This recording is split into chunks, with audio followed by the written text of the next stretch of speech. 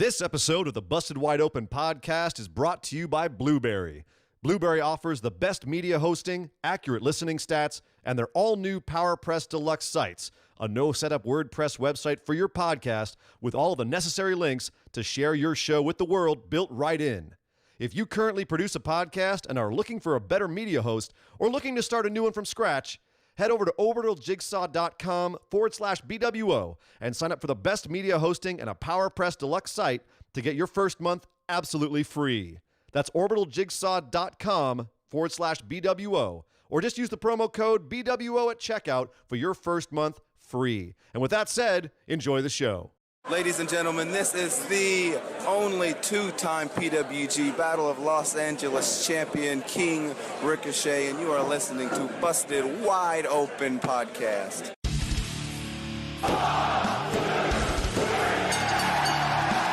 You're listening to the Busted Wide Open Podcast, dropping the elbow on the hottest topics in sports entertainment and the world of professional wrestling. With your hosts, Nick Howell and Sir Ian Dangerous. Coming to you from the Orbital Jigsaw Network Arena in sunny Southern California.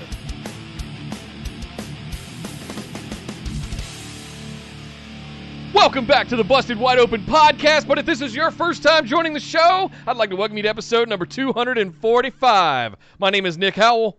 And I am Sir Ian Dangerous, and it was a very literal week in wrestling this week where we found out that an eye for an eye means an eye for an eye. Evil is actually evil, and Dick Togo is actually a dick. Okay, so it wasn't entirely literal. It wasn't entirely literal, but you know what I mean. Welcome to the show. We have lots to talk about today. Obviously, we've got to talk about Monday Night Raw, which just happened last night, and we have to talk about New Japan Dominion. Boy, do we. Where things happen. Things be happening. New Japan's been back for like, 2-3 weeks now, and things are just going bananas over there. They've lost their damn minds, and I'm here for it. I'm also here for WWE. Can't wait to talk about that show. It was the Raw Go Home for Extreme Rules, the horror show, which is coming up. Or is it the horror show at Extreme Rules? I can't keep track anymore. It's coming up this coming Sunday, so we have to talk about that. But, Nick, we've got a lot of housekeeping to do before we do a lot of the show. So let's do a lot of the one before we do a lot of the other. Yes. Guys, make sure you come over and join our Discord community. It's the place to be. It's really hopping last night during Raw. Had a good time checking in with folks. But nothing beat the Dominion chat at Saturday at 4 o'clock in the morning when I was barely hanging on. Because I was like, I must make it, and I couldn't make it. Discord is the place to be for those live chats. So make sure you get into our Discord community. You can find links to all of these things down in the description below or over at bwopodcast.com or pinned across our social media such as Instagram and Twitter at BWO Podcast. We also have a Facebook group where you can come and hang out and post some fun memes, read some news stories, and all that good stuff. But our patrons. Patrons, we love you guys so much. If you guys would like to get access to some exclusive rewards, it is the best way to support the show. Head over to patreon.com/BWO. Sign up for one of those reward tiers to get access to the show notes, bonus episodes, the ability to ask listener questions for our patron mailbags on Saturday, and you get to participate automagically in our Patron Pick'ems Challenge. Next one up is... Automagically? Automagically, yes. Simply nice. by donating $5 $5 a month. You can get straight into that. Ooh. You can get bonus episodes at $10, Skype calls, bonus segments, all kinds of good stuff, all the way up, all kinds of good stuff over at patreon.com/BWO. And of course, as always, make sure you slam that red subscribe button and jingle your notification bell. Set it to all right here on the tubes of you to make sure that you get notified anytime we put up a new episode of BWO Daily, or go live on Tuesdays and Saturdays. So lots of stuff going on, guys. Plus, we've got some big plans.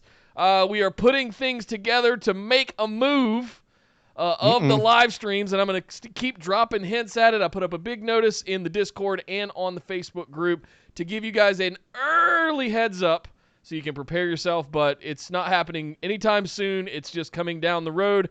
But get familiar with Twitch, because we're going to be moving the live stream over there at some point in the future. Ooh. So lots more information to reveal as we get things together and what's going to end up going where and which place and We're multi-platform now, Ian. We're multi-platforming. We're expanding. Yes. We're all doing all that fun stuff. We warned you this was coming a year ago. Yep, we did. We had a long-term plan, and the plan is being executed, much like New Japan booking. Oof, good Lord, Gato. Jesus Christ. Well, hey, listen, forgive me. Much like a Sasha turn on Bayley, it's all coming to fruition at some point. Maybe. No, it is. Oh, It is. yeah. It's coming. It's coming. Well, our We all stuff know is it's coming. whether or not they pull the trigger on Sasha and Bayley is to We be know it's determined. But guys, forgive us if we go through Raw at a bit of a breakneck pace tonight. No, we're gonna give it no. I am shaking to talk about New Japan. But yes, as always, we are going to kick things off with the go home of Monday Night Raw. The least watched Raw in history, I might add. It's official. 1.56 million watched this Raw. Ouch. Ouch. And it's sad because it was actually wasn't a bad Raw. We had some good matches. We had some good plot stuff. We had some good character development. Like, I'm not mad at this. And it's kind of sad because Raws were getting 3 million a couple of years ago at a time when I thought that it was really hard to watch. And now I'm actually not having a problem watching it every week. It's actually keeping my interest throughout most of the show. Some spots are spotty, but for 3 hours, it's actually pretty engaging. And no one's watching it, relatively speaking. But again, we can't say if we can point to that the pandemic, the lack of crowds, whatever the fuck that was on SmackDown. Excuse me, I'm sorry, I let one slip. I let one out. I'm sorry. We're goodness. TV 14 here.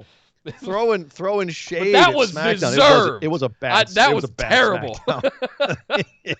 Luckily, this show was better, and it's ironic because the main event of this show mirrored a match on SmackDown. On SmackDown, we had Alexa Bliss and Nikki Cross versus Bayley and Sasha. And here on Monday Night Raw, the main event, Sasha and Bayley versus the Kabuki Warriors for the women's tag team titles. So very similar, where you have a tag team containing one of the members is heading for one of the championships on the around the waist of the one of the tag team champions. So Nikki Cross is heading for Bayley's championship over on SmackDown, and Sasha is heading for Asuka's Raw championship on Raw. So we had basically the same booking, the tag champs facing a tag team that included someone who's challenging one of them on the upcoming pay-per-view. And yet somehow, Nick, this match, the match on SmackDown, we all kind of like yawned at and stretched and just it was. Oh no! This match, however, I thought was very entertaining. What was the difference? It was the same. They didn't have a freaking karaoke competition before this match. That was the difference. I was so mad. That was the difference. No. Keep it to just this match. Why was this match? Why was this segment, not the whole show? Why was just this segment better than the one on SmackDown? Was it the entertainers involved? Was it the fact that it was Asuka and Kairi Sane instead of Alexa Bliss and Nikki Cross? Because Alexa and Nikki, I thought, were very game and very entertaining as well. Why was this better? I think by the time we got to the end of SmackDown on Friday, we were all just like, "F this," flipping tables, like this is terrible. But that was only a 2-hour show. This is 3 hours. I know, but this was one of the best opening hours of Raw I've seen in a while, and we've got new people coming back that we've been asking about. Like there was a lot going on this Raw, and I was hyped by the time I got to this, as opposed to like, oh my God, stab me in my eyeballs by the time we got to the main event on Friday. Take it out of my eye holes. Yes. So that's the difference for me. Did it work great? Yes. I really enjoy Asuka and Kairi Sane. I really enjoy Sasha and Bayley, and they overall just all seemed very hyped. And Asuka and Kairi Sane coming out to the proper Kabuki's entrance and coming out to meet Sasha and Bayley, and something just felt better and more orchestrated about it overall. That's really my take on it. The match was, I don't want to say interchangeable. I mean, there wasn't anything. Because it wasn't interchangeable. That's kind of what I'm gunning at, Nick, here, is that I felt they tried really hard on SmackDown to make it an entertaining match, but it just for whatever reason, it fell flat. Maybe Nikki seems like less of a contender, and Sasha versus Asuka seems like more of a intriguing matchup. Maybe that's it. Maybe the chemistry is better between the Kabuki Warriors and Sasha and Bayley, because let's be clear, this was hot fire. Yeah. This was a badass match. It was really good. It was fantastic. And I enjoyed watching every minute of this, whereas I lost interest in the Alexa Bliss and Nikki versus Sasha and Bayley match. And again, I don't want to lay that at the feet of Nikki and Alexa because I feel like they went out there and tried.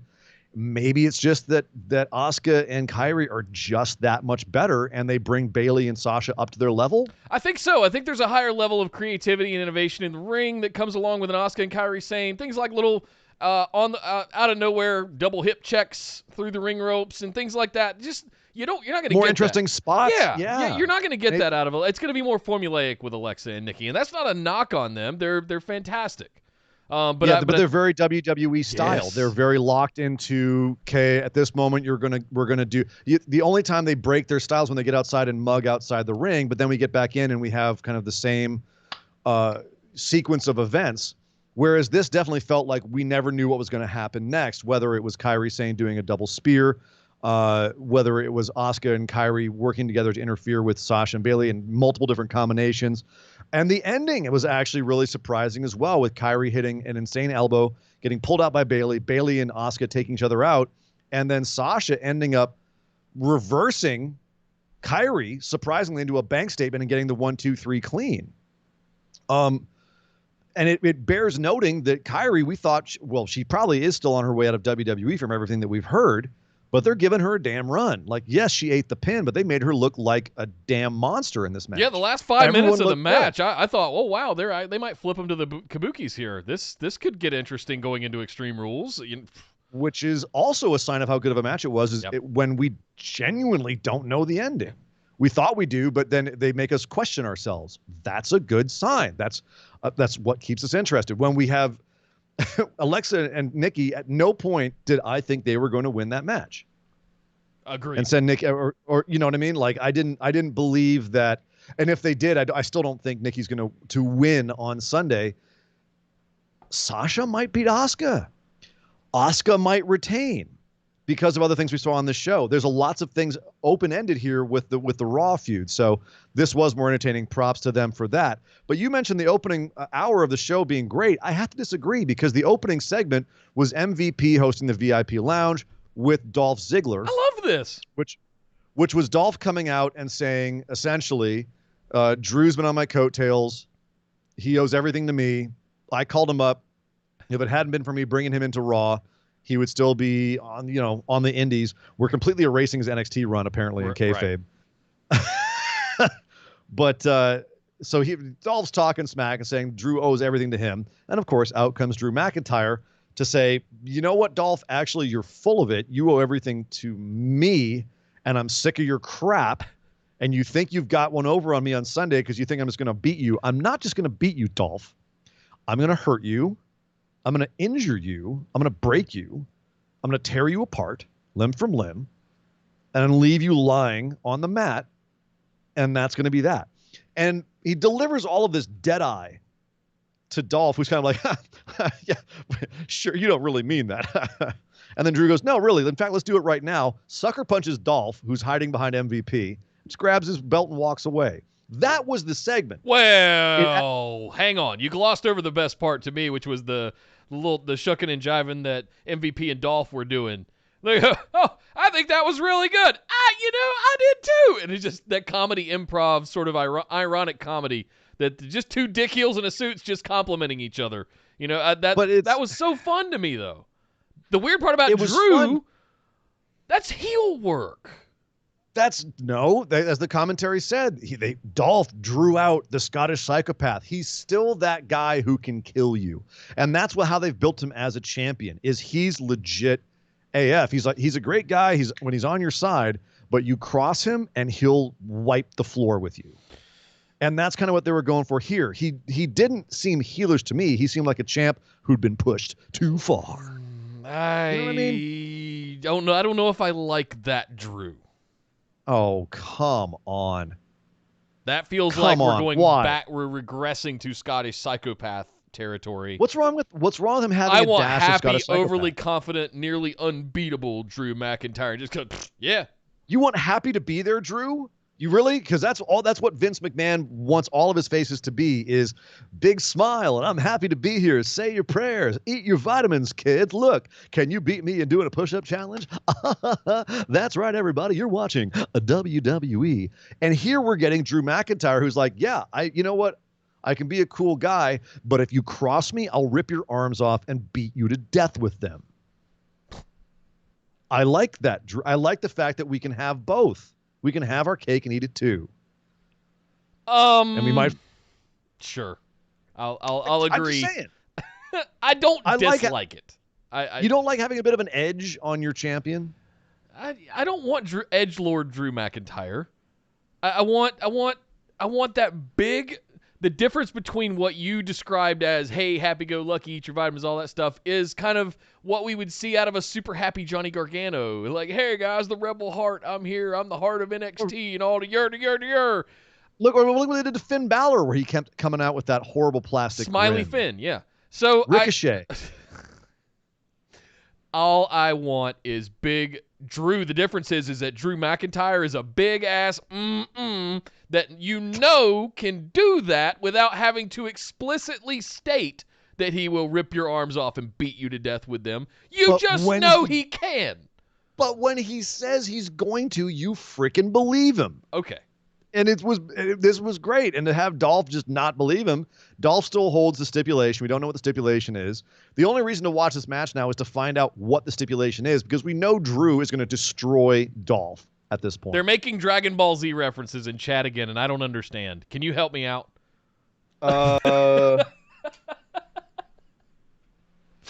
Okay, well, they're making completely inaccurate ones. Oh, Troy is okay. saying, to use a Dragon Ball reference, Ziggler is Goku to McIntyre's Vegeta. Wait, what? His what?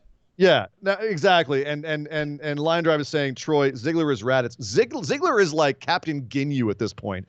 And at this point, Drew is Goku, who's been training in the spaceship, and he's been sitting in the fluid, and he's gonna pop out and absolutely wipe the floor with Captain Ginyu, who's been giving our boys trouble for a while here. Guys, he's going to wipe idea the floor with them. right now. I just and wanted to let you know. Drew's stipulation is kind of like Captain Ginyu's body switch power, where he might trip up Goku for a second. Goku's going to wipe the freaking floor with him. Drew's going to wipe the floor with him. And we're just delaying this. But that's the problem, is this segment just made me go, okay, it's entertaining to watch Drew say, I'm going to wipe the floor with you, but it added nothing to the match. At this point, the only reason to watch the match is for the stipulation, which we don't even know yet. That's why they're keeping it a secret, and they didn't reveal it here. This segment served no purpose. And that was my complaint about it. It just was kind of there. Luckily, it was short. I would have loved to have seen Dolph Ziggler join Bobby Lashley under the MVP, That's the Hurt Business. Random. They're doing something else right now. They're all down working with Cedric and Ricochet and Apollo with the U.S. title. They're doing a whole different thing right now. Maybe that comes around later. Did this segment give you any doubts around what's going to happen with the match between Drew McIntyre and Dolph Ziggler? That was really my question. Or do you just believe that Drew McIntyre is literally going to remove his arms and beat him to death with them? I'm going to say that whatever the stipulation is, it will help Dolph for part of the match, put Drew on his heels, but Drew will ultimately overcome the odds, because that's what WWE champions, what the guy does. Right. That's Super Cena. That's Hogan. Yes. That's Lex Luger. That's Roman Reigns. Oh my God, he's an underdog now. Somehow, even though he kicks out on one from everyone's finishers, he's an underdog for a hot second. So that's all this is going to be. That being said, that segment was short. Taking up a huge chunk of the show, however, was a whole bunch of business around Seth Rollins and Rey Mysterio in their ojo por ojo, eye for an eye match that we're having on Sunday, where it appears that someone will actually have their eyeball removed from their head. We've actually gotten reports that WWE is actually planning CGI for this, so that you will, pardon the pun, CGI? No? Okay. They're planning to use computer graphics to have a computer-generated eyeball pulled from someone's head. And it's just a matter of who who's it going to be? Ray, who's already got a, quote, injured eye and has wearing an eye patch or like a covered side of his mask. His one eye hole is covered with a screen. Or Seth, who came out to cut a promo, was essentially, where essentially he said, man, I didn't know he literally meant pulling out our eyeballs. But all right, I'm down. But yeah, basically, okay. If you want me to pluck your eyes out of your sockets with a spoon, Rey Mysterio, I'll happily oblige. Yeah, I mean, I guess I'll do it if I have to. But so the funny thing about this was you have Seth sitting here kind of realizing I've actually got to pull someone's eye out, or he's going to pull my eye out, and working himself up into this fervor where he can actually do it and say, well, Ray, you finally pushed me too far, which of course is great heel logic, where obviously Seth did this to himself. But then you have Kevin Owens coming out and saying, Seth, you should think about this because you did this to yourself, pointing out what we want to say to Seth at this time. Yeah. He's saying Ray is one of the nicest guys there is. Everyone loves him. He's a legend for a reason, and not just because of what he means to this business. But you made this nice guy so pissed off that he wants to tear your eyeball out. And Kevin Owens says, I get it.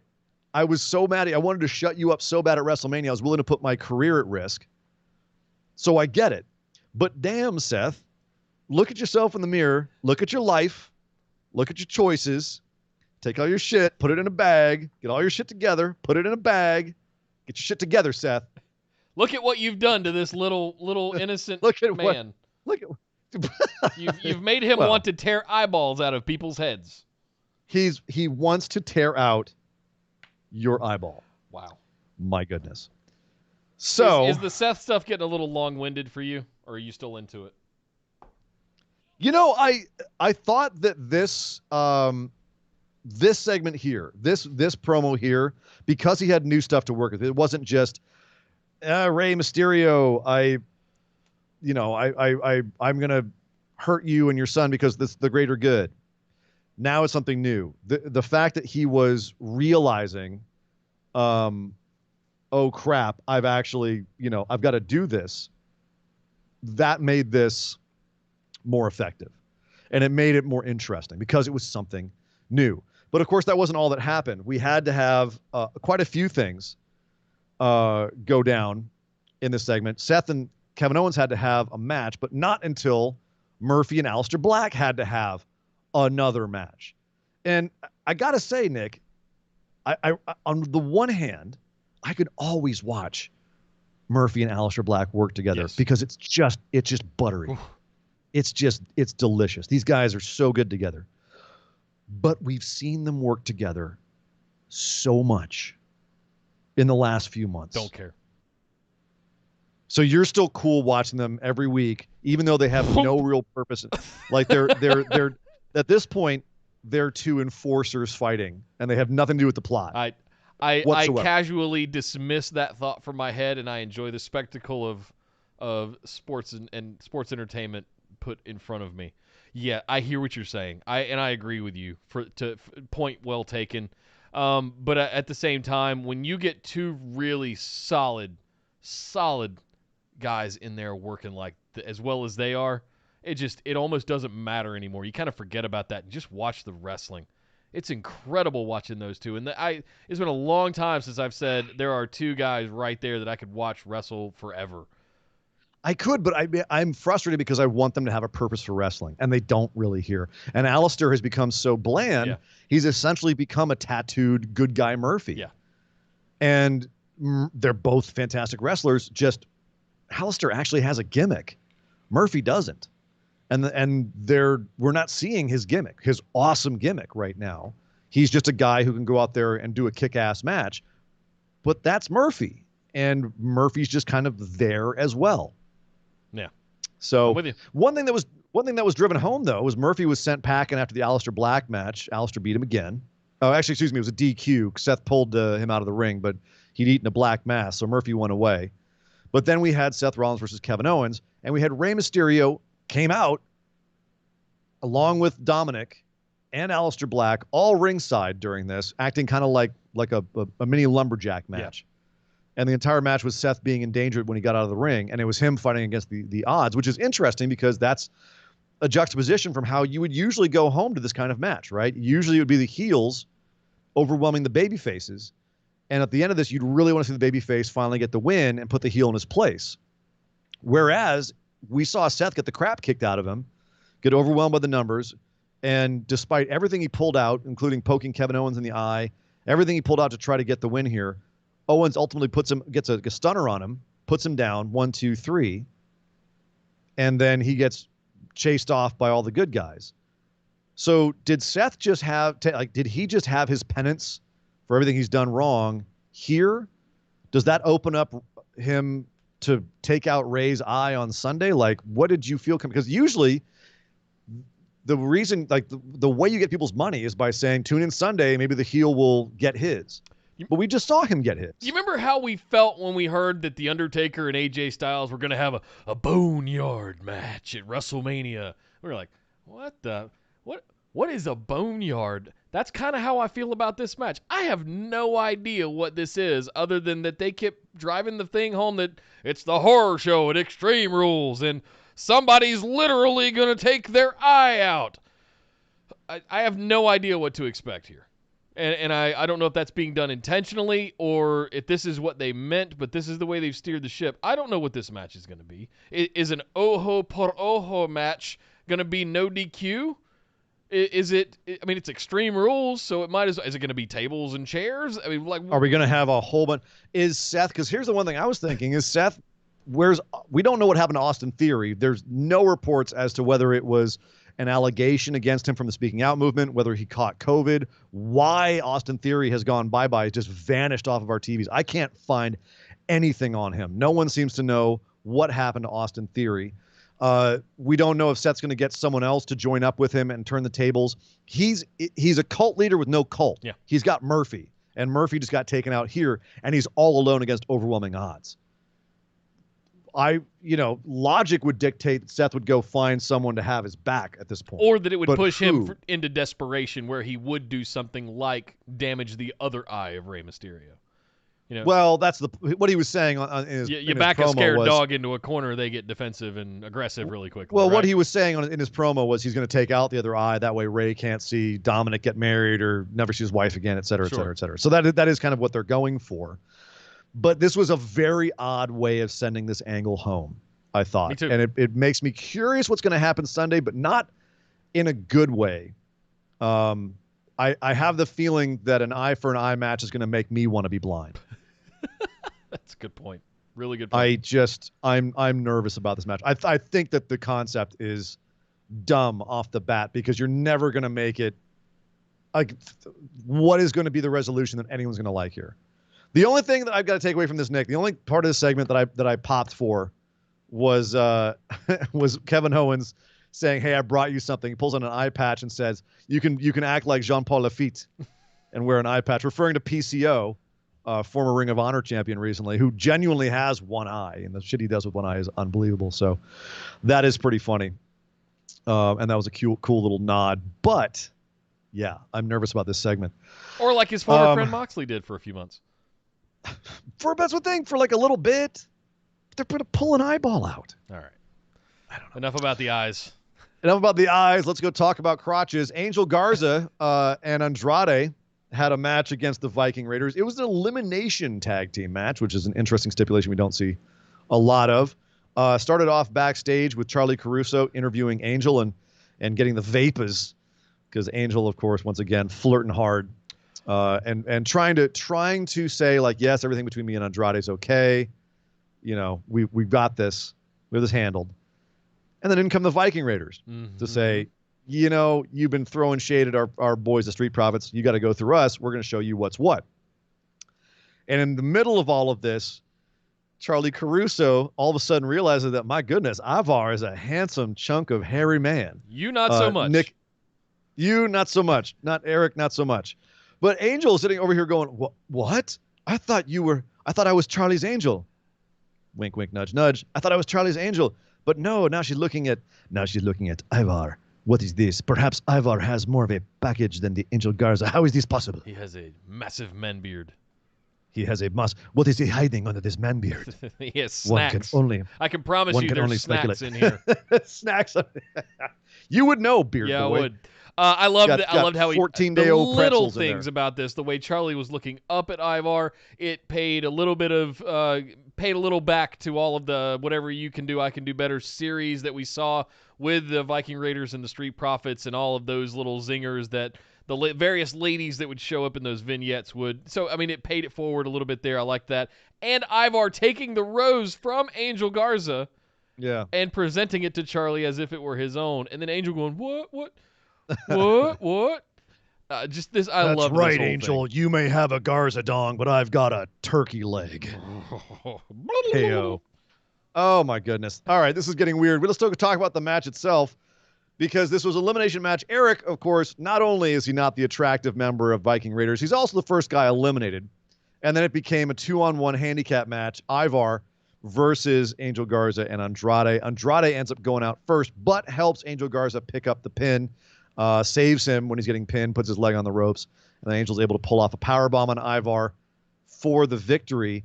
After which, he was sitting there spreading his legs and showing off his Garza dong on the desk, and Andrade had to applaud him and say, you know what, you do have the superior package, my friend, and also you won that match. So well done.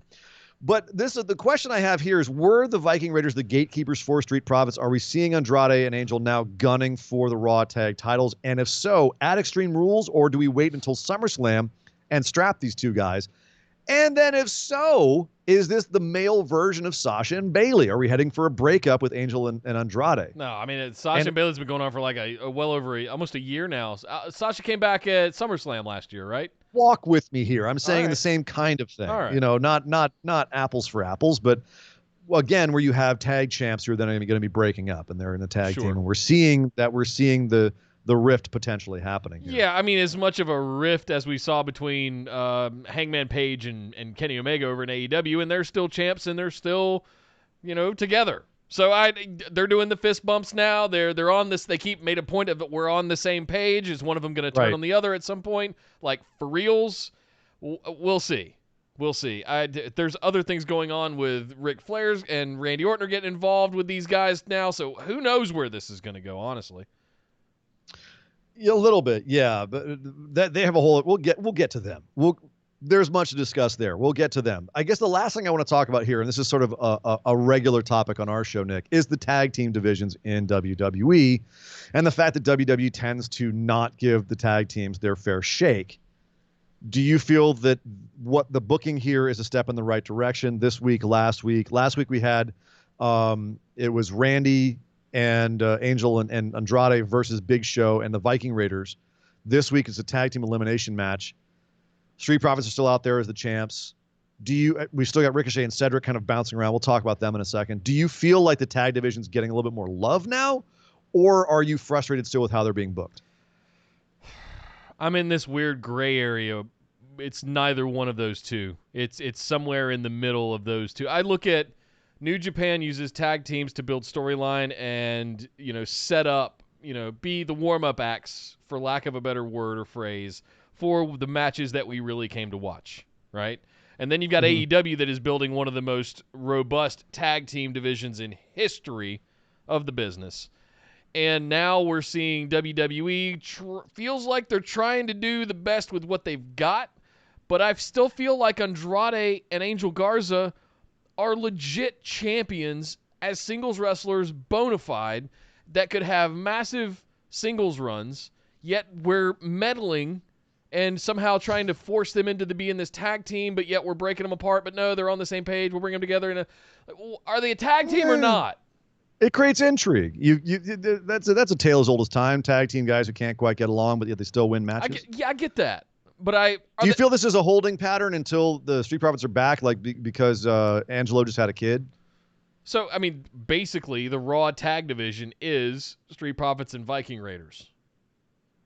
And Well, like as like if you're talking about just like tag teams, I know you still feel that Angel and Andrade are not a tag team yet, and I suppose they're not, but they're still. For the sake of argument, let's throw those two in there as well. Now there's 3 teams. Okay. Who else?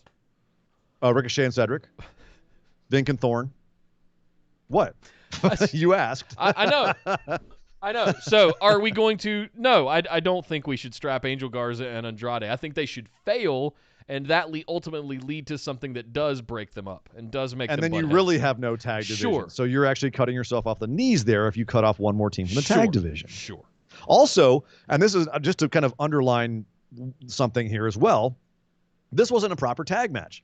If you wanted to see tag team wrestling, you didn't get it. You saw a handicap match with a couple minutes of tag team action. So once again, it shows that they don't really care about tag teams because the only story that they can recognize here is a handicap match. No, they're in the business of building superstars. They're not in the business of building tag teams. And that's one of the things that I've realized. Yeah, you can build a superstar tag team. They have existed once upon a time, and they're starting to again. Ricky Morton's still out there tweeting and doing. He is. You know, he certainly is. Yeah. No, I am very curious where this is going. I had another question about this, and for some reason I've lost it in the notes. So maybe I'll just move on and we'll just forget it. All right.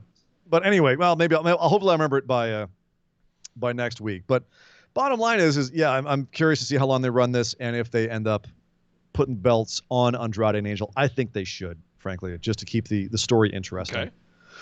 But let's move on and talk about, mentioned Street Profits. Well, ancillary to Street Profits, of course, is the wife of Montez Ford, Bianca Belair, who has been notably absent ever since she was called up to Raw. She's been hanging out over on Main Event winning matches. Well, she's now on Raw winning matches with someone who hasn't won a match on TV in over a year, Ruby Riott. Ruby Riott was supposed to have a handicap match against the Iconics, but she was able to find somebody to go out there with her, Bianca Belair.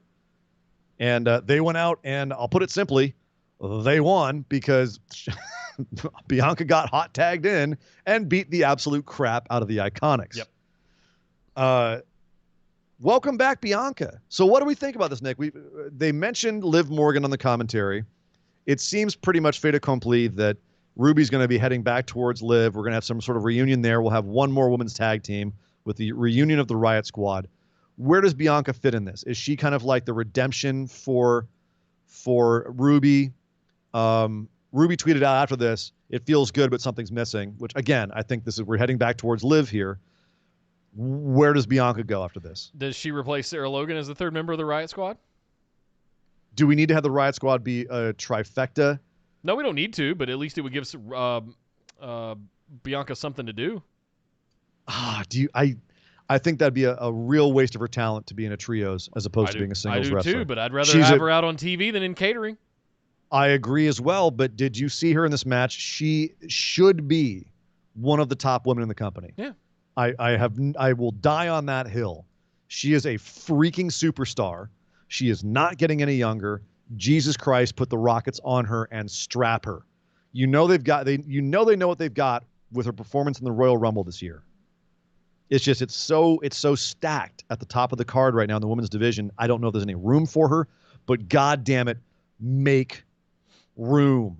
I mean, for her. You've had Becky Lynch step out of the way. Charlotte is out for a undisclosed amount of time. There's plenty of room at the top of the card, frankly. Right now, it's all Sasha and Bayley all the time. Like the two of the four horsewomen are out of the way. Now you've got the opportunity, as we said a couple of months ago, coming right out of Money in the Bank. I think it was back in June. The opportunities abound, ladies, and there's really no better time right now when the top two women in the company are out, and you can't find a way to get Bianca Belair into a singles match for a championship. Like, come on. Will had a great idea here. He wants Bianca to have to he says, well, he wants Bianca to beat Nia's ass. But like a feud between Bianca and Nia where you basically got, unstoppable force, immovable object, like someone with the strength and power of Bianca, you could really put her over by showing off how strong she is against someone who looks imposing in Nia. And you finally would have someone that Nia could fight who is going to be, I think, on her physical level, right? Who can take some hits. That would be, I think, a great plan. And Nia can lose, and it doesn't matter. Yeah. And Bianca can win and look great and just elevate her that much more. What I don't want them to do, Nick, is send her towards another woman who came back to TV on this episode of Raw, and that's Shayna Baszler. No, I don't want that anymore either. Before we move on to Baszler, Okay. if built right, and I'm not saying do this immediately, I'm saying if done right over time, you could build Bianca up to be a massive face. You could build Nia up to be a massive heel easily. Absolutely. Right? And you could eventually get, and I'm not saying they're one and the same, but you could get a WrestleMania 3 Hogan-Andre moment where Bianca somehow figures out how to power up, to Hulk up, and slam Nia Jax. You could have a moment like that. But I feel like it's going to happen exactly as you just described. They're going to feed her to either Nia or Shayna Baszler. And judging by your reaction, something crazy. Oh, wow. Okay, something did crazy just happen. As she likes to do, Esme has come in and Seagold, $70 into the chat. Oh, my God. Says, working late but Esme. sending happy thoughts from my still shook shell. We're getting to that. Oh yeah. You didn't say what she first said there. Evil. Screaming like Hiroma right now. We're getting to that. I can't wait to talk about it too. Good luck at work, Esme. Thank you for dropping in, and thank you for you're amazing. You're insane. I love you. Holy crap. Recovering, shaking it off. My goodness. Did you even hear what I said? No, Okay. I didn't. TLDR, I think you could build them up over time. Bianca and Nia could have a Hogan-Andre moment like they did at WrestleMania 3 where you find a way to have Bianca Hulk up in a way to be able to put down a Nia Jax. I caught that part. Right. I caught that part. That's really what I was getting to. Bianca is strong enough to be the one that could potentially put down a monster like Nia Jax. Exactly. You have Bianca pick her up and slam her like an Andre. She's made in the shade. Yep. Absolutely. That's what I'm saying. That would be a great feud. Shayna Baszler, on the other hand, who came back to interrupt a face-off between Akira Tozawa and R-Truth, and Akira Tozawa's ninjas, naturally. She interrupted their match. R-Truth was backstage, found out from Cedric and Ricochet that he had a match with Randy Orton, was concerned, went to try to get kung fu lessons from Akira Tozawa, who's told him no, he wasn't going to help him. So they ended up having a match. I don't know. This was weird. It was entertaining, but it was weird. We end up with the ninjas and Akira and R-Truth in the ring, and out comes Shayna Baszler, kills all the ninjas. Akira Tozawa goes, "I'm good," takes off. R-Truth goes, "I'll show myself out," tosses the mic to Shayna and pieces as well. Shayna looks into the camera and gives an unfortunately hyper-scripted promo that, to her credit, she pulled off. Yes. She was able to make it actually work, where she essentially just told all the women in the division to watch their back. She was coming for them. Reality was coming, and she's that reality, or something along those lines. Horribly scripted promo. Like, just no one talks like that, guys. Right. But Shayna looked authentic walking to the ring. She looked authentic staring down to Tozawa and the ninjas. She had a great expression when she was looking into the camera. You felt she was delivering it seriously. Again, when she first starts speaking, the voice that comes out of her mouth is not what you expect, but I feel like she found the wrestling voice by the end of the promo. It was a good promo. She felt scary. She felt scary again. I felt like, cool. We've been having stop-start booking with Shayna. All right, she's back. She's back on track. They still know what they're doing with her. Whew. But where does she have to go? Nowhere right now. Where? If Asuka retains, Asuka-Shayna would be a good feud. That would be a good feud. I agree. I could go either way. Asuka could win or lose, and you'd be fine because she would have had a good run with the belt. That's actually a good point. If you guys remember back a couple of years ago, Asuka, for her undefeated streak, relinquished the belt. She was never beaten. We never got to see Shayna in NXT. In NXT, right? We never got to see Shayna Asuka. I'd like to see that. I'd really... what is it? The Asuka lock versus the Coquina clutch? Not the Coquina clutch. Kirifuda clutch. Kirifuda clutch. There you go. Yeah. No, I would love to see a Shayna and Asuka feud. That could be good if Asuka retains. Even if she doesn't, having an Asuka Shayna feud would be good, and then have Asuka put over Shayna and go take a break because she's been working her butt off. Yeah. And damn it, she's awesome. Until MVP showed up, she was the MVP of this no fan era that we've been in. Totally true. Totally true. So Shayna Asuka, I could see being a good feud if Asuka drops the belt, or if not. But Shayna Bianca would be not good for. Well, it could be good for one woman, but not for both. Yeah. Both of them need to look dominant and win. So I'm very nervous about Shayna coming back. Really happy with how she came back, though. It's just a matter of where we go from here. And I hope they have an idea of what they want to do with her, because the last thing she needs is another stop-start, hot-cold booking situation. It's the last thing she needs. Nick, we're almost done with Raw here. Just 2 more segments. I've got to talk about Bobby Lashley. He was backstage. He destroyed Ricochet in a match. It was Ricochet selling for a bigger man, ultimately gets destroyed by Bobby Lashley. Okay, I think they're trying to build up something where ultimately Ricochet and Cedric might end up coming back and beating Lashley and MVP. I don't know what they're doing with this. It doesn't seem to make much sense. They're keeping Lashley hot, I guess. It was a way to keep us reminded about the U.S. title match, kind of. It just was kind of there. The real meat, though, was in this one last segment that went through a few different bits. Okay. And that was, it started off with Big Show talking to Ric Flair backstage. And I loved this because the two guys were just talking. They weren't scripted. They were just kind of rapping.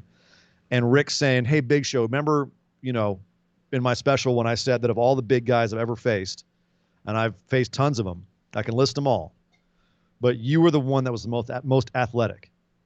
And I'm telling you now, as a guy who respects the hell out of you and has for years, don't mess with Randy Orton right now. He's on another level. He's back to being Legend Killer. Just leave it alone.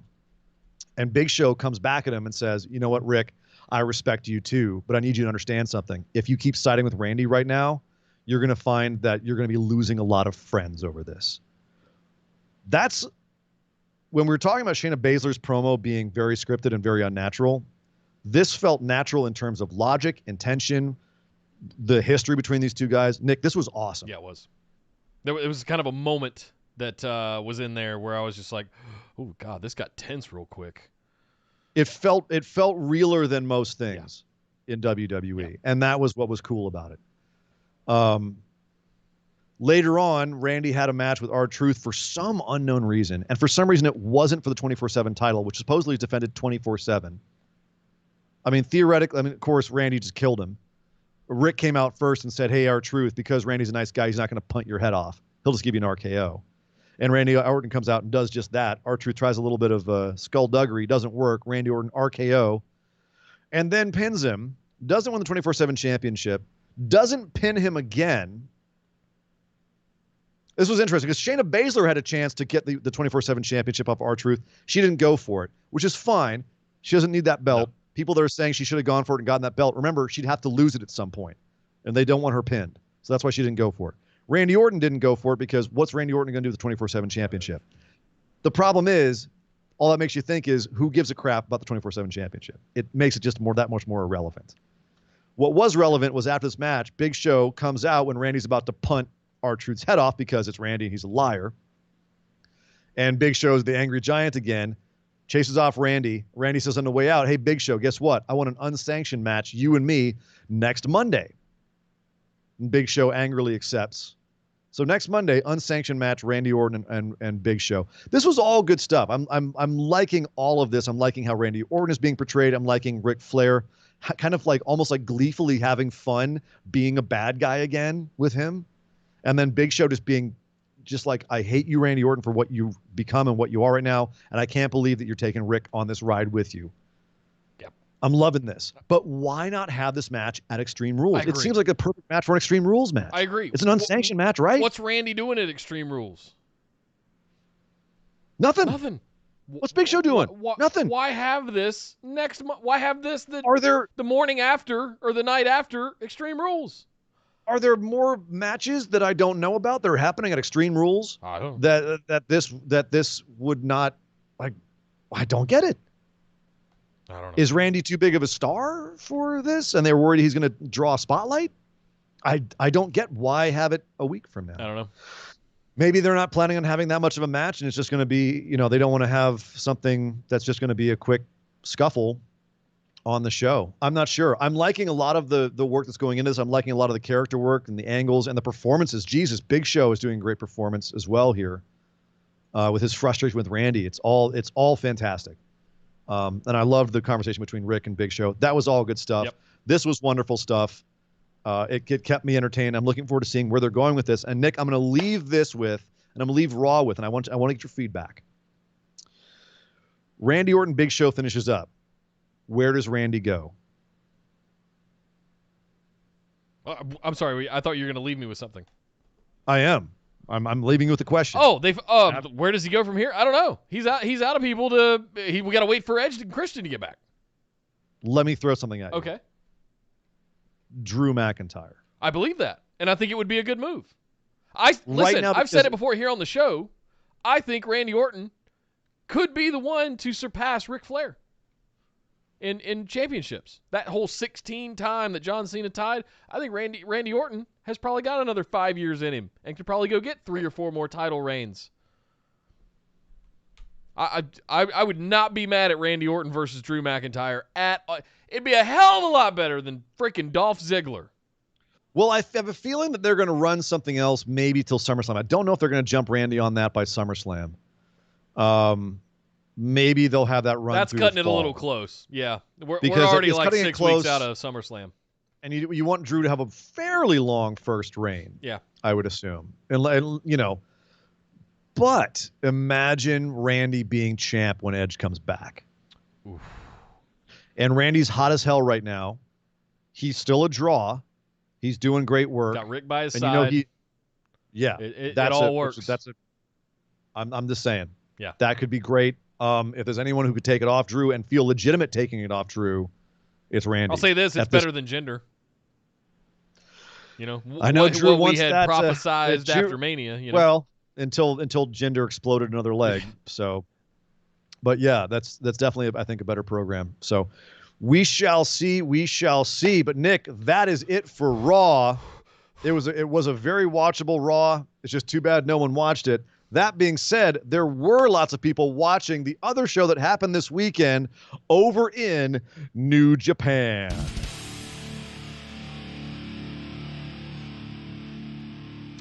I don't think we talked about the final of the New Japan Cup, did we? Did we talk about that Saturday? We did. Okay. We did a whole Dominion preview. Yes, sir. Where were you? It was 3 days ago, right? I don't know. I know. don't know. We did. We set everything up for Dominion. We even gave our opinions, Nick, on the different outcomes of these matches. We made our picks. Oh, that's right. We said it has to be evil because it doesn't but there better be some drama wrapped around let's start off with the 3 major matches from Dominion. Yeah. Let's start off at the top. Let's work up to the main event because there's a lot to discuss on the main event. There's a lot. There's a lot, people. Shingo Takagi versus Sho for the never open weight belt. And I think a lot of people kind of they weren't ready for this. They didn't see this coming. They underrated it before it even happened. And if we remember earlier this year, Shingo and Sho have had a couple other really good matches. Yep. This was the best one. Yeah. This was the best match on the show as far as a wrestling match is concerned. Hands down, period, bar none. This is actually one of my favorite wrestling matches of the year so far. Wow. This was a banger. These two dudes went at it, balls out. Just this felt like watching 2 testosterone molecules bang together. This was awesome. Hard hitting, badass match. Shingo Takagi does retain, however, over Sho, as he should, as we picked. But it appears his next opponent, guy who attacked him after the match and stole the belt, was Desperado. El Desperado. Despy getting some love finally. Love it. Shingo versus Desperado. Put it in my eye holes. Yes. I'm down. Yes. I'm so down. Another very underrated worker in Desperado. So happy with that. Hiroshi Tanahashi and Ibushi, they are the tag champs, or rather, they were the tag champs because they dropped the belts to Taichi and Zack Sabre Jr. Oh, boy. They're going to be insufferable now. So I will give credit where credit's due. I thought this match was going to be 20 minutes of Zack and Taichi ripping off Hiroshi Tanahashi's leg again, because it's basically what they did the entire New Japan Cup. Yeah. And thank God this was not that. This was a back and forth match for most of it. We got Deadeye, Fugue State, Ibushi at one point. We got Demon Ibushi. It was great. But ultimately, the tide turned. Just must kill. Terminator Ibushi. Terminator Ibushi, yeah. Terminator Ibushi. But ultimately, the tide turned when finally, after forever, I forgot he even had it. The Iron Glove of Doom came out of the bag. Taichi pulls out Iizuka's old weapon and clocks Ibushi with it. The finger poke from hell. Out goes Ibushi. Tanahashi tries to rally. They ultimately finally get him into some dragon screws, some elevated dragon screws, tear his leg apart, put him down. Taichi and Zack Sabre Jr. are your new tag team champions. But my question is, I have a feeling they're doing a really long-term burn with the glove. But remember, the glove in kayfabe drives people insane. It drove Iizuka insane. That's why he was just at the end of his career, he was a rampaging beast that would run around the crowd. He had to be on a chain. They had to have him on a chain. And he left it in the ring, and Taichi picked it up when he retired. Interesting. So now Taichi's using it, and it won him a title belt. But at what cost? Ooh. At what cost? You see where I'm going with this? Are you becoming a fan of Taichi? I'm becoming a fan of Taichi's storyline if he starts going insane because of the damn glove. Okay, it's 2020, folks. Shit's crazy around here, and Sir Ian Dangerous is becoming a fan of Taichi. The storyline around him, not the guy himself. His entrance still makes me want to kick puppies. Imagine if all of a sudden I started saying, you know what? That Nia Jax has got something. If they gave Nia Jax a pair of brass knuckles that slowly started driving her insane, and the last person who had them was a rampaging beast who ran through the crowd, and they had to hold them on a chain, and you could envision a time where Nia Jax lost her mind and had to come out as a rampaging beast that ran through the crowd on a chain, would you not be at least a little bit intrigued? Yeah, sure. Intrigued that someone has Nia Jax as a chained up beast? Yeah. All right. Right? I'm curious.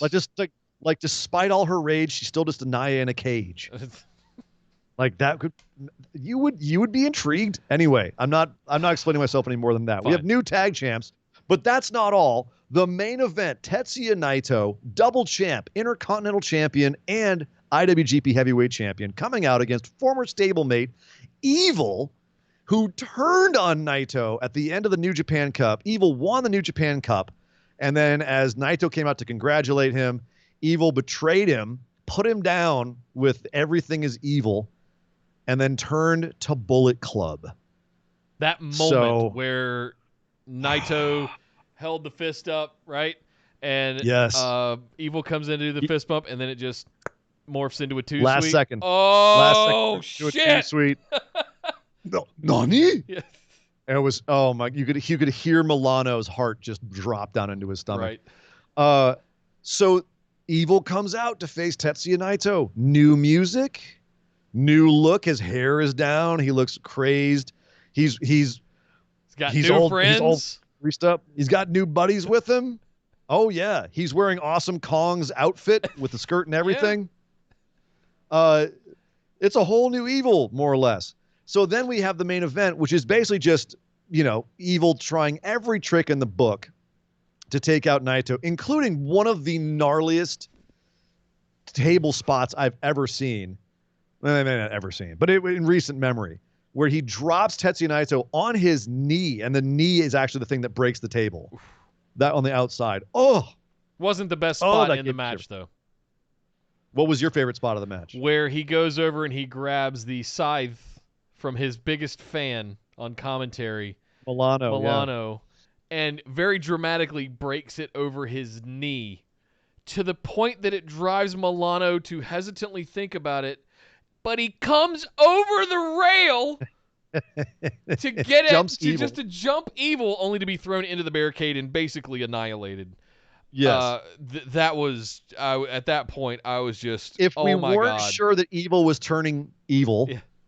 when he breaks his number one fan's evil toy and then beats up his number one fan, come on, you son of a bitch! For years now, we have watched every single time Evil comes out. Yeah, your favorite entrance theme, yeah. Right, he's over there with his scythe and his little fan, just let's listen to the music. Worshiping him, basking in the evil glory. Well, no longer. Oh. But it wasn't over then. You had all kinds of interference by the end of this.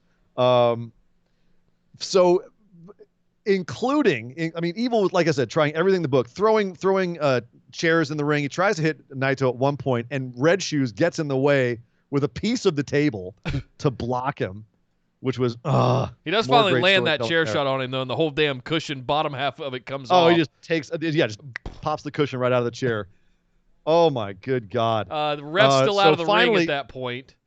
And well, I'm getting to the finish where you have finally Red Shoes goes down. The ref takes a bump, and of course it's happening. As soon as the ref takes a bump, out comes Bullet Club. Red Shoes had sent Bullet Club away at the beginning of the match. You knew they were coming back. It was a matter of time. And it was time spent watching Naito's eyes looking at Evil going, I thought I knew you. Like, his expressions in this match were great. But out comes Ishimori and Jado, as you'd expect. They get involved. They try to take out Naito. He fights back, fights off both of them, and ultimately gets back in the match against Evil when all of a sudden the ref goes down again. Naito and Evil both lying in the ring, and out comes Bushi. And Bushi comes out to help his dude Naito, and he helps up Naito by the side of the ring and then pulls out a Garrett and puts the rope around Naito's neck and chokes him out with it before distracting the ref. Evil grabs Naito, chicken wings his legs, and stomps on his Naito's. Yeah. Stomps right in like just one. You can hear them both collectively screaming, Naito! That's how Naito talks now.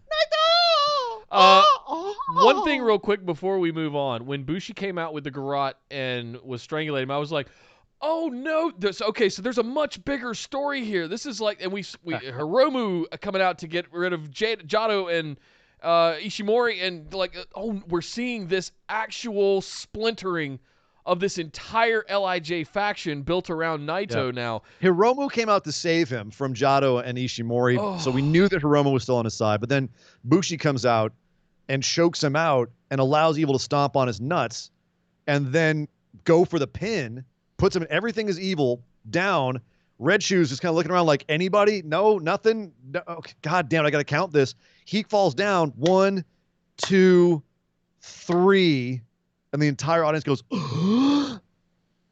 Evil is your new Intercontinental and Heavyweight IWGP champion. Okay. Wow. Okay, so first things first, obviously it wasn't really Bushi, and anyone who's seen Bushi knows that because this dude was jacked and didn't have blonde hair sticking out from underneath. Didn't have black lips either, yeah. Yeah, very obviously not Bushi, but it was enough to, sell the story. So Bushi gets in with the newly crowned Evil, pulls off his mask, and it's Dick Togo, who's an old school Japanese wrestler. If you guys don't know who he was, you can go back and watch the Choppy Choppy Pee sketch with Kai and Tai back on WWE on Raw.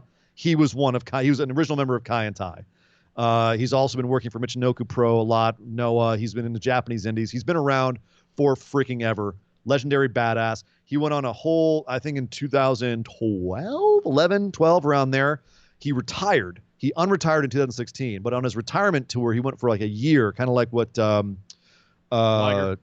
Wagner did. Yeah. He went on a year tour, and he actually fought El Generico, Sami Zayn, out here in PWG for the PWG title. Wow. At the time. So, yeah, Dick Togo's been around forever. He's now apparently Evil's pareja or partner. So that's a big twist. Evil's still with Bullet Club, and now the champion. Bullet Club back in business.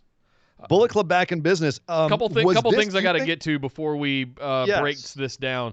Marshall with the $5 in the super chat. Thank you, Marshall. Evil is still never open weight. 6-man champ with Bushi and Shingo. Bushi Do they and make Shingo. something of that or bury it? Though they've got him.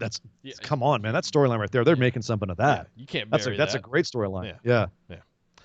Thank you very much, Marshall. Also, Kyle with $2 in the super chat says, real question, where was Sonata?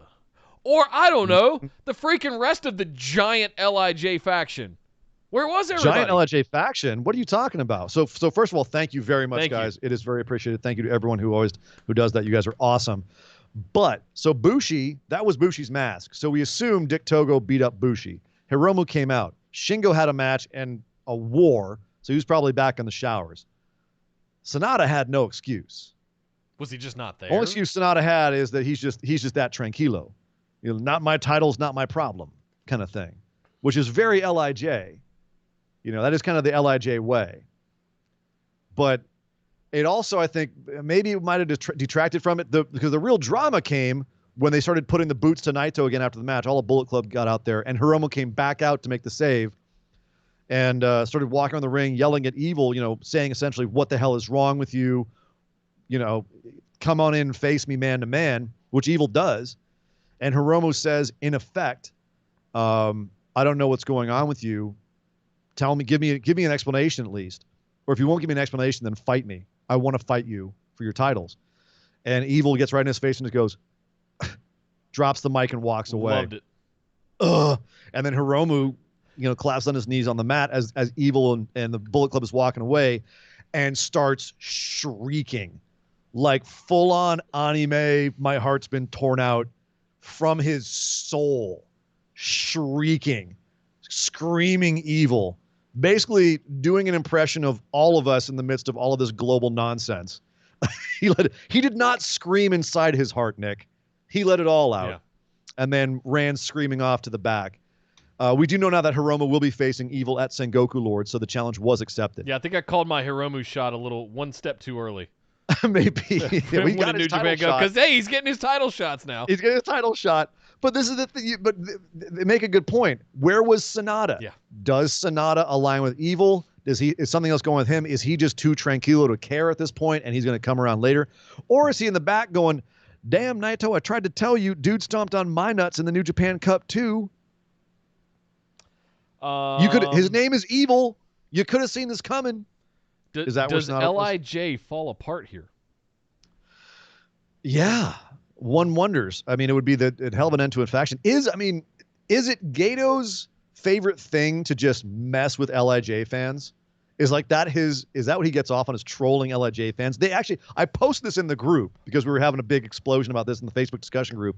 They actually have, I shit you not, there is a bit of merch that is an LIJ tissue box. It's a box of tissue, like with all of the Los Ingobernables stuff on it. For Los Ingobernables fan, a tissue box to wipe your tears. Are you freaking kidding me? Or a glass to collect them so that the Bullet Club members can drink away the LIJ tears. They are quite tasty. Give me your salty tears. Will James with $10 in the super chat. Oh, thank you very much. Thank you, Will. Thank you very much. He says, I feel like this is turning into EIJ, El Ingobernable de Japón, with Naito all by himself down the road. El is the singular of Los, not Spanish. Right? Yes. El Ingobernable. Well, yes and no. So obviously Hiromu was still very much on Tetsuya Naito's side. And that makes sense if you look at the history of Los Ingobernables, which was formed as a way for Naito to get back at Okada and cheat and just mess with Okada. And Evil was his first disciple, his first member, the first guy to join him was Evil. And then Sonata, and then Hiromu, and then Bushi, and then Hiromu, and then Shingo. So having Evil defect is like the biggest blow you could strike. Yeah.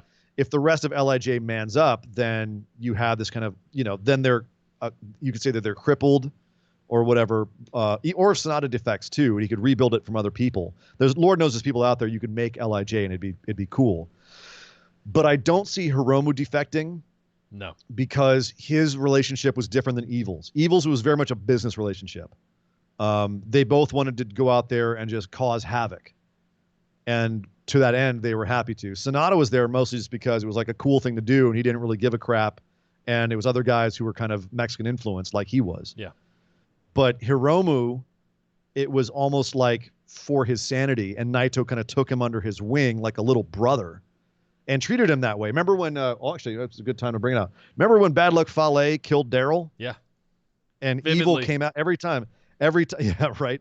And every time that, well, not every time, but most of the time, Evil would come out holding Hiromu's vest or his jacket when Hiromu got injured. Like they all took care of each other, and Hiromu was like the little brother figure. Like that was his role. When Daryl was ripped apart, Hiromu kept coming out with like holding nothing, right? Pretending to hold Daryl, and Naito would even fist bump the air because he would fist bump the cat.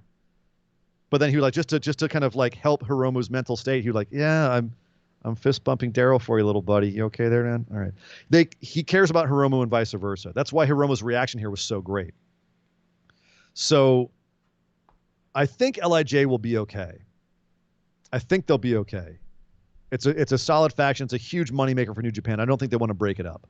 Do you think Bushi does actually seem like the one that might actually go with Evil? Do you think he just got beat up by Dick Togo. No, he's got beat up by Dick Togo. He's not going anywhere. Good point. At least we assume that.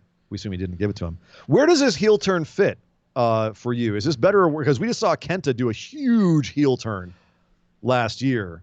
Yeah. This is another huge heel turn and another huge elevation of somebody. Kenta also went with Bullet Club. Well, we started talking about this one, and when we said let's save it for the show. So yeah, so let's do it now. I think what I was going to say is I enjoyed the drama of this one because I did not have the history of Shibata and Kenta as you did. Yeah. So it wasn't as dramatic for me with Naito at the end of Wrestle Kingdom. Having won the that's when it was, right? Kenta came out and kicked Naito at the end of Wrestle Kingdom. He turned on Shibata. Yeah, I know what you're saying. So this to me was bigger than an individual. Go ahead. This was bigger to me than just an individual. This was on par with, and it wasn't the inner turmoil stuff quite as much as we've seen with AJ, with Kenny, with Finn, with Prince Devitt, turning on the inner members of themselves and eating, basically, establishing a new alpha. This was interfaction. This felt like a Prince Devitt Taguchi turn. Yeah. Like one of those. But again, for me, like you said, the Sonata turn felt personal. I was mad at Kenta because he kicked Sonata. Shibata. As a guy, Shibata, thank you. He kicked Shibata. Shibata? It's a good bread. He kicked Shibata and used Shibata's own move on him and then sat on him. Just like the disrespect was so, like, I hated Kenta. I was angry at him. This was fun for me. You know what I mean? This was a fun turn. I enjoyed this turn. I was like going, this is crazy. I can't believe you guys are doing this. The Kenta turn actually got me. So for me, it's almost like apples and oranges. It's a little different. Yeah. But the real question we got to get to here, Nick, is let's take a step back and be less excited about how Will James was nice enough to correct himself with yet another $10 super chat say, Will. Dos ingobernables de Japón. Bushi, Shingo, and Sonata all turn on Naito and Hiromu, and it's Dos Ingobernables de Japón. I love it. That's awesome. But let's talk about this seriously. Is Evil a main eventer? That's like he just got the rocket strapped to him, probably because they didn't have any other options. Jay White's out, Kenta's out. Bullet Club needed somebody to be the big muck-a-muck at the top of it and be a real threat. The alpha.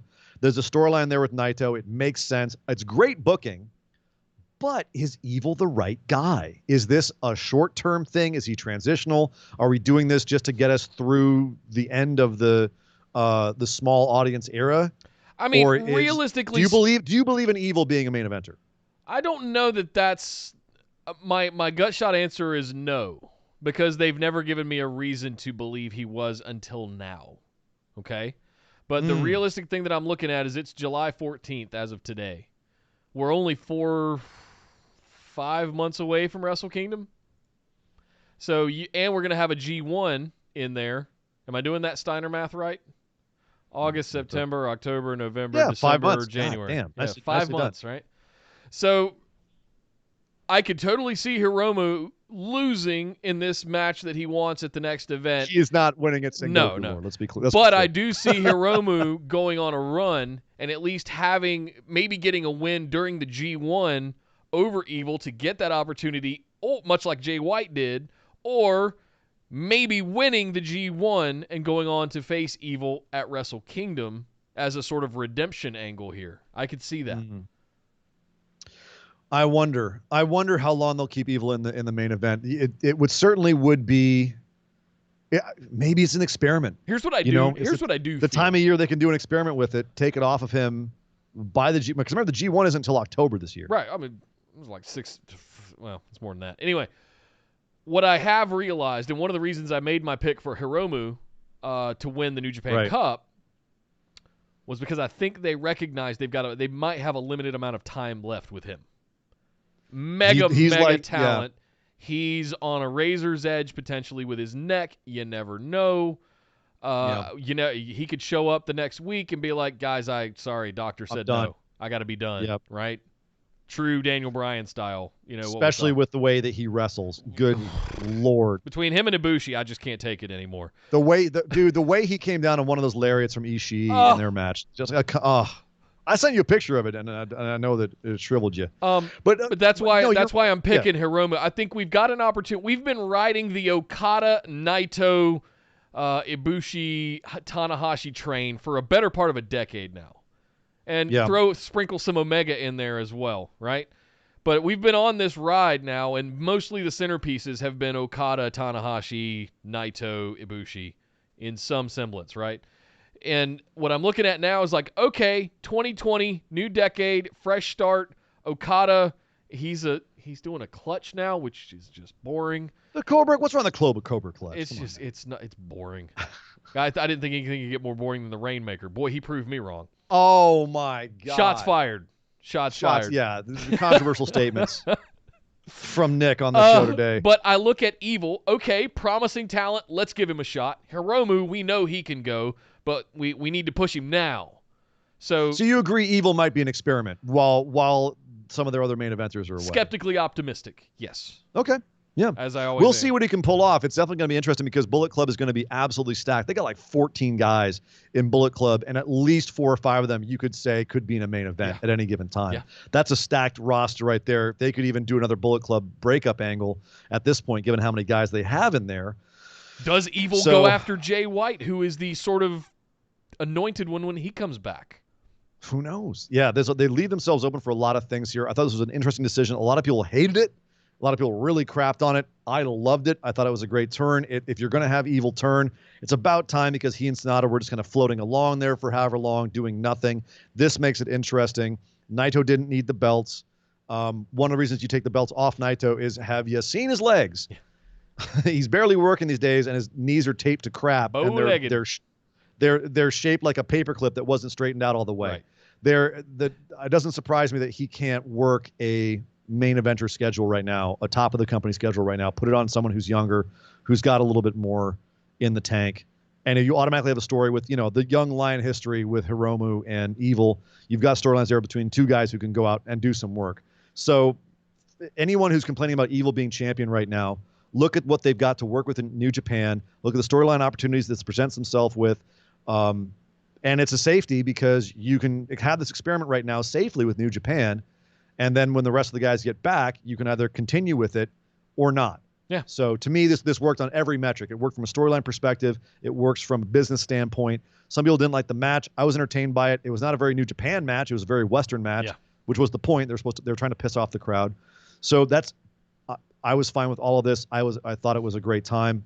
And if nothing else, I also had the Shingo and Show match to fall back on. I wanted some New Japan wrestling, so dug me some Dominion. Marshall in the chat, $2. Thank you very much. Thank you, Marshall. He says Japanese BC versus Cutthroat BC. Yeah, maybe Jay White goes and forms his own faction, his own Bullet Club faction. A la the Elite breaking away from Bullet Club. But then where does Gato go? Because apparently Evil and Jay White are both his boys. Good point. Who knows? Good point. Who knows? Yeah. I I think I'm most interested to see what happens in the storyline with Hiromu and what happens when Jay White, when Big Boss Man comes back of Bullet Club and goes, hey, Evil, congrats, welcome, but don't get too ahead of yourself kind of stuff. And then do we end up having that alpha versus alpha kind of thing like we've seen so many times in Bullet Club at this point? Control of Bullet Club. Oh. Exactly. Yep. Yeah. Only can have so many alpha males there. Yep. So yeah, we will see. That's a very good point. Yeah.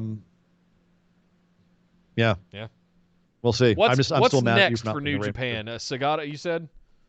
Yeah. Sorry. You threw me there. Sengoku Lord? No. Why am I screwing this up? You got me. Damn it, Nick. Damn it! I stumped him. Finally. You got it. It's taken 4 years. Like Screw you. No, I was just curious, like what we had to look forward to when it comes to New Japan, because now I'm hyped. I was mostly, and I've still got the remnants of my Sengoku Lord. I was right. Yeah. You didn't stop. I've still got the remnants of my New Japan cut bracket over here that were shredded. That you tore up. I did. So mad that Hiromu did not go through and pull that off. I think I shredded it when. Are you happy now? Are you happy now? Do you believe in our Lord Master Gato once again? Yes, I do. I'm sorry I ever doubted you. Yeah. Please forgive me. Sorry, Master Gato. But Nick, we got to get out of here, and that means we have to go do our last. That was a tough one. It means we have to do our last segment, our moment of positivity. Mop.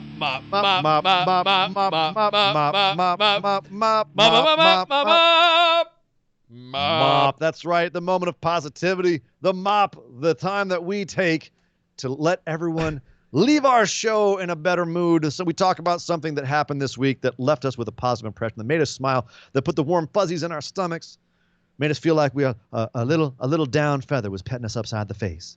Something nice. What made you smile? What was your moment of positivity for this week, Nick? My God, I mean, it's hard not to say the drama around Evil over in New Japan, all of it, like the bigger narrative of everything that went on with him making the run up out of the B block against all odds that I had thought. Like, there's no way he's getting. Wow, he's in the final. Wow, he beat Okada. Wow, he just beat Naito. Jesus Christ. What the hell is going on? Just all of that. Run. Wow, he defected to Bullet Club. Like, how many moments do we have to have for Evil in 2 nights, really? Like, yes. So it's hard not to say that, and to see someone that I've legit been a fan of. He was one of the first ones that when you were you've been an Evil fan you were for introducing a while. me. I think it was the 2017 G1. And I really connected with the scythe and the music, just that riff, right? Also, that was the one where he had the banger against Okada, too. Oh, yeah. So, I mean, I've been a fan of Evils for 3-4 years now. 3, I guess, since the G1 in 17. I mean, it was kind of hard to watch, but at the same time, I'm happy for him. I want to see more out of this. I want to see other players get opportunities like this, especially in a place that's just drowning in talent. You have so much talent over in New Japan right now, top to bottom. All the way from the LA Dojo and the Young Lions all the way up to Okada and the top of the card. Yeah. It is drowning in talent. Absurd over there. And that's with people gone too. Like Juice is gone, Kent is out, Jay White's gone. Like, there's so many people are not there. Osprey. We don't even have Osprey around right now. He's going to come back as a heavyweight. You realize that? He's coming back as like, big sex pig Osprey. It's insane. If you have not seen pictures on Twitter of Will Ospreay recently, boy's a hog. Yeah, he's packed on 30 pounds. Yeah, he's over 220 easily. He's big boy. Boy got big. Damn boy. Damn boy, you been eating. I love this. I love the fact that our chat is on the same page with me, because I had 2 moments of positivity, and they said both of them. They said both. Shout out to Marshall and Kyle. I was actually going to say, I was going to have an addendum to your mop and say, in addition, Nick, it wasn't just the evil one and paying off that angle and being, having a perfect heel turn, but in front of a crowd. Yeah. And they weren't vocalizing much because, they know that obviously like one of the things you do in a pandemic is not make lots of noise and spit everywhere. They were just clapping, but they couldn't help but gasp and boo when he won. And seeing in front of a crowd was a beautiful thing. But I'm going to have to go this week with, I was so elated to see Bianca and Shayna back on Raw. And to be specific, not just that they were back on Raw, but also being portrayed how they should be portrayed, as badasses. Yep. Bianca portrayed as a monster. Shayna portrayed as a terrifying, terrifying human being. So it wasn't just that they were back, it's that they were back the way they should be back. So that was my moment of positivity. Well, fantastic, man. That's a really good one. And yeah, Kyle and Marshall, you guys nailed it. Red Shoes defending Naito. And of course the Milano segment that I outlined. Just so much good stuff. Oh God, when he threw As we Milano said, it was into that barricade. overbooked as hell, but who cares? Yeah. Overbooked as hell? I don't care. I don't care. I was invested. I don't care. It was so good. Yeah.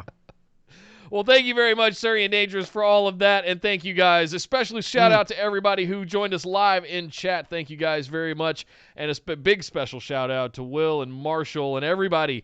Esme, $70 Seagull drop. And hope you had a great night at work, but man, you can't scare us like that. Holy smokes! I mean, you can, but we love you for it. But I know she does that. She's been on a rhythm with doing that recently. It's just Whew. Thank you guys so much for all of the support. We really love it. Make sure you guys are subscribed. If you are just listening to the audio version of this, we do this live every Tuesday and every Saturday, so you can come and join us. And again, I'm going to drop the reminder, twitch.tv/bustedwideopen. Make sure you're following us over there. Familiarize yourself with Twitch and the mechanics. I'm going to make some videos for you guys and post those in both Facebook and Discord, so you can. I'm going to give you the walkthrough of Twitch so that you can learn it. Daddy. So all of that stuff, I'll show you how there's so much more for you guys to do and interact and all of that over on Twitch versus YouTube. But 99% of it will be exactly the same. It's just on a different platform. So make sure you're subscribed to the channel. Follow us over on Twitch. Follow us on Twitter and Instagram at BWO Podcast. And patrons, thank you guys so much for all of your love constantly.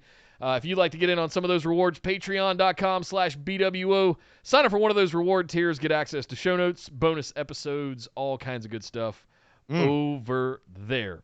But my name is Nick Howell. You can find me on Twitter at DataCenterDude. And I am Sir Ian Dangerous. You can find me on Twitter at Sir Ian Dangerous. But my God! Would somebody stop the damn match? This show is part of the Orbital Jigsaw Network. For more episodes, subscribe to us on iTunes, Google Play, or Stitcher Radio. For details and show notes from each episode, check us out, orbitaljigsaw.com.